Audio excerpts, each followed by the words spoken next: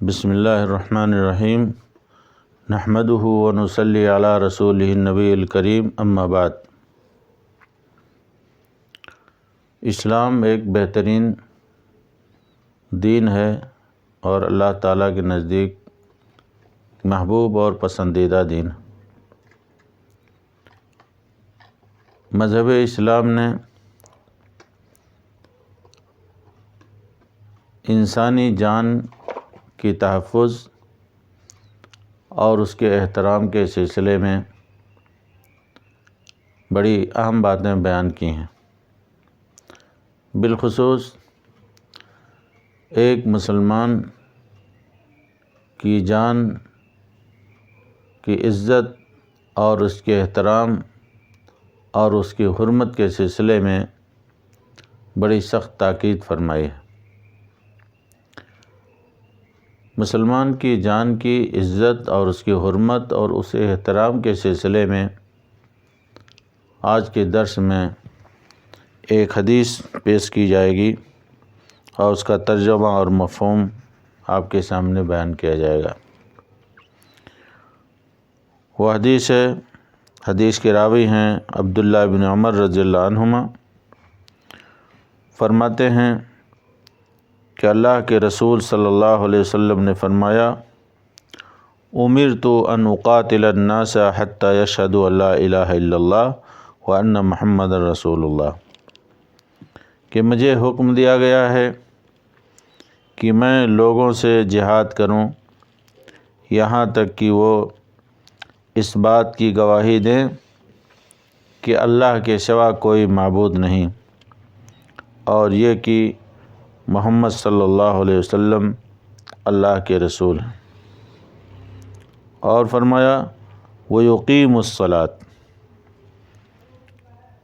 اور نماز قائم کریں، وَيُؤْتُوا الزَّكَاةَ، اور زکوٰۃ دیں، فَإِذَا فَعَلُوا ذَلِكَ عَصَمُوا مِنِّي دِمَاءَهُمْ وَأَمْوَالَهُمْ إِلَّا بِحَقِّ الْإِسْلَامِ، پس جب وہ یہ سارے کام کریں یا کرنے لگیں تو انہوں نے مجھ سے اپنے خون اور اپنے مال محفوظ کر لیے، مگر اسلام کے حق کی وجہ سے، اور ان کا حساب اللہ کے سپرد ہے۔ یہ ایک چھوٹی سی حدیث ہے۔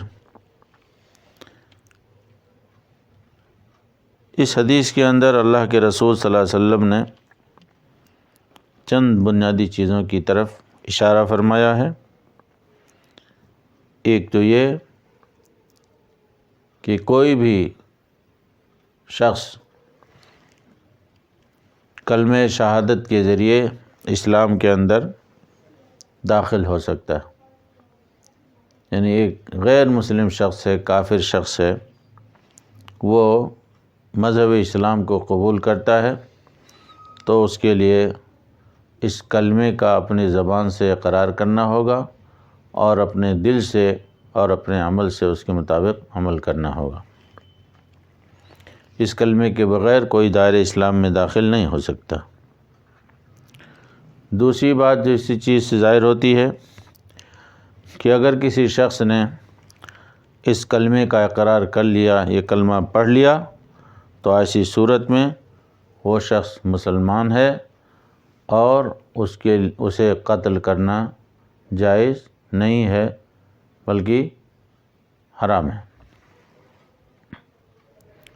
دوسری بنیادی بات، کلمہ پڑھنے کے بعد اسلام کے لیے نماز قائم کرنا یہ دوسرا اہم رکن ہے۔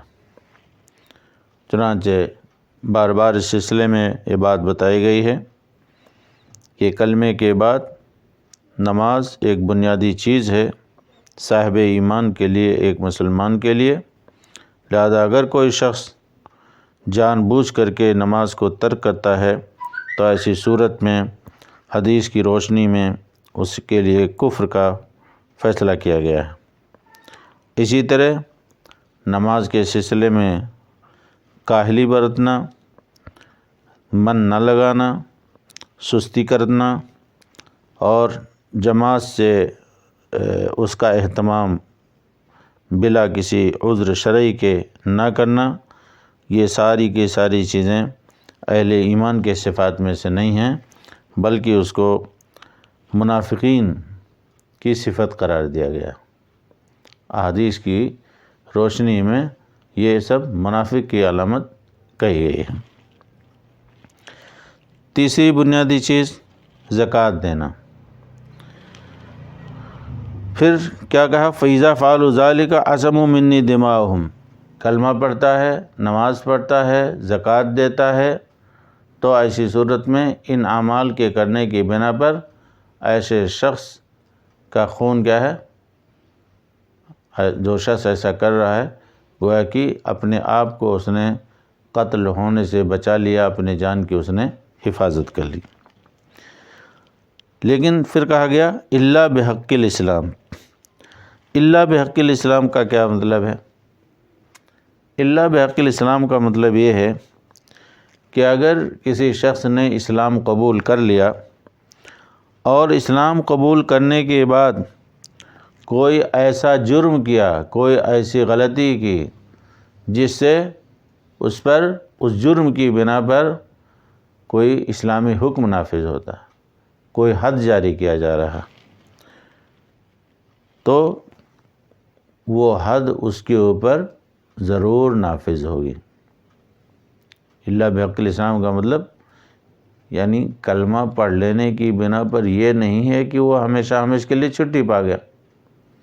کلمہ پڑھنے کے بعد تو اس کی جان کی معافی ہو گئی، لیکن اگر وہ اسلامی حکم کی خلاف ورزی کرتا ہے، مثلا کسی نے چوری کی، تو اسلامی حکم کیا ہے؟ چوری کرنے والے کا ہاتھ کاٹا جائے گا۔ کسی نے زناکاری کی، بدکاری کی، تو ایسی صورت میں غیر شادی شدہ ہے تو اس کو کوڑے لگائے جائیں گے، اور اگر شادی شدہ ہے اور ایسی بدکاری اس نے کی ہے تو ایسی صورت میں اس کو رجم کیا جائے گا۔ رجم کا مطلب یہ ہے کہ اس پر پتھروں کی بارش کی جائے گی، پتھروں سے مار مار کر اس کو ہلاک کر دیا جائے گا۔ تو یہاں کہنے کا مطلب یہ ہے کہ اگر کوئی ایسا جرم کرتا ہے وہ، تو اس جرم کی بنا پر اس کے اوپر شرعی حدود نافذ کیے جائیں گے، شرعی حکم اس کے اوپر لاگو کیا جائے گا، اور اس کی بنا پر اس کی جان معافی نہیں ہو سکتی۔ اسی طرح مسلمان ہونے کے بعد، کلمہ پڑھنے کے بعد اس نے کسی کو ناحق قتل کر دیا، کسی کو ناحق قتل کر دیا، بلا وجہ قتل کر دیا، تو ایسی صورت میں اسلام کے اندر حکم کیا ہے؟ کوئی کسی کو ناحق قتل کرتا ہے تو ایسی صورت میں اس سے قصاص لیا جائے گا، یعنی گویا اس جان کے بدلے میں اس کو بھی کیا ہے؟ قتل کیا جائے گا، الا ہے کہ مقتول کے ورثاء اس کو معاف کر دیں یا دیت لینے پر راضی ہو جائیں۔ اسی طرح دوسرا جملہ تھا وَحِسَابُهُمْ عَلَى اللَّهِ، ان کا حساب اللہ تعالیٰ کے اوپر، اللہ تعالیٰ کے سپرد۔ اس کا کیا مطلب؟ اس کا مطلب یہ ہے کہ کلمہ پڑھنے کے بعد، قبول اسلام کے بعد اگر وہ لوگ اپنے اس قبول اسلام میں مخلص نہیں ہوں گے، بلکہ منافقانہ طور پر اسلام کا اظہار کریں گے، یا قابل حد جرم کا ارتکاب کیا لیکن اسلامی عدالت یا جو مجاز افسران ہوتے ہیں ان کے علم میں اس کا جرم نہیں آ سکا، تو ظاہر ہے جرم نہیں آ سکا ان کے علم میں، تو ایسی صورت میں گویا کہ وہ ان پر سزا نہیں ہو پائے گی، گویا ان کی جان بچ گئی۔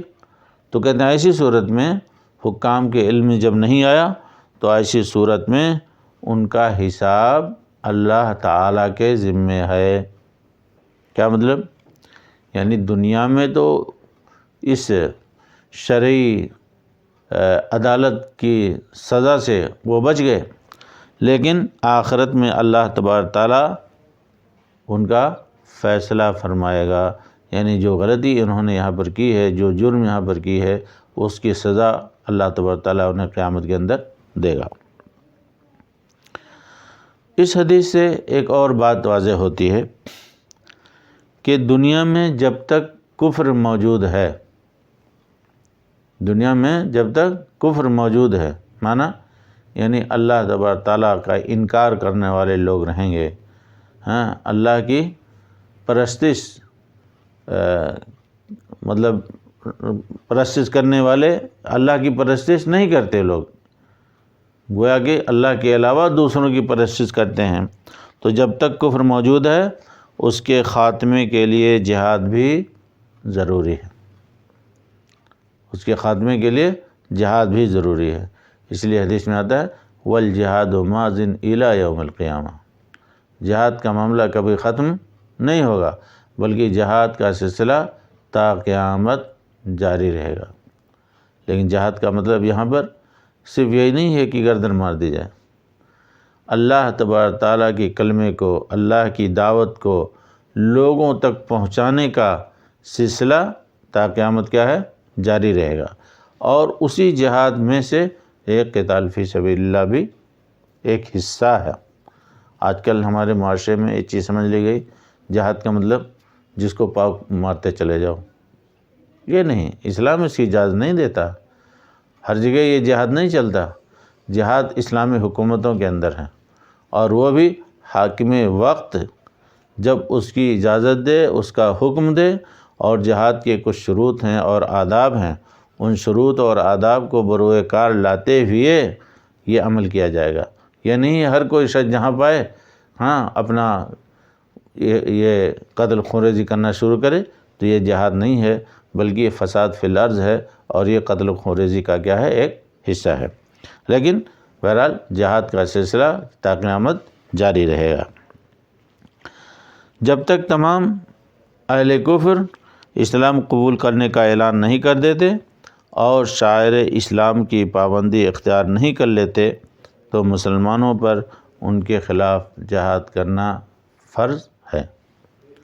لیکن اب جہاد کیا سارے لوگوں کے لیے فرض ہے؟ نہیں، جہاد کے لیے کہا جاتا ہے یہ فرض عین نہیں ہے بلکہ کیا ہے؟ فرض کفایہ ہے۔ لیکن جب ایک اسلامی حکومت ہے، اسلامی مملکت ہے، اور اسلامی مملکت پر دشمنوں کا الغار ہوتا ہے اور حاکم وقت اگر نفیر عام کر دیتا ہے، تو ایسی صورت میں یعنی گویا کہ اسلام اور اسی طرح ملک کی حفاظت کے لیے، اس کی بقا کے لیے اگر حاکم وقت اعلان کرتا ہے، تو ایسی صورت میں ہر شخص کے اوپر جہاد کیا ہے؟ فرض ہو جاتا ہے۔ تو یہ چند باتیں ہیں اس حدیث سے ظاہر ہوتی ہیں، اور اصل چیز جو اس حدیث سے ظاہر ہوتی ہے کہ اسلام کی حرمت اور اسلام کی مسلمان کی جان اور اس کی عزت اور اس کی حرمت کا پتہ اس حدیث سے چلتا ہے۔ لہذا ہم تمام مسلمانوں کو ایک دوسرے کی کیا ہے؟ قدر کرنی چاہیے، جان مال اور عزت و آبرو کی حفاظت کرنی چاہیے، خود بھی کرنی چاہیے اور دوسروں کو بھی اس سے واقف کرانا چاہیے۔ اللہ تعالیٰ سے دعا ہے کہ اللہ تبارک تعالیٰ ہم سب کو دین اسلام پر قائم و دائم رکھے، اور دوسروں اور ایک دوسرے کی عزت اور احترام کرنے کا جذبہ ہمارے اندر پیدا کرے، اور ہماری خدمات کو قبول فرمائے۔ آمین۔ وصلی اللہ علی نبینا محمد وعلی آلہ وصحبہ اجمعین۔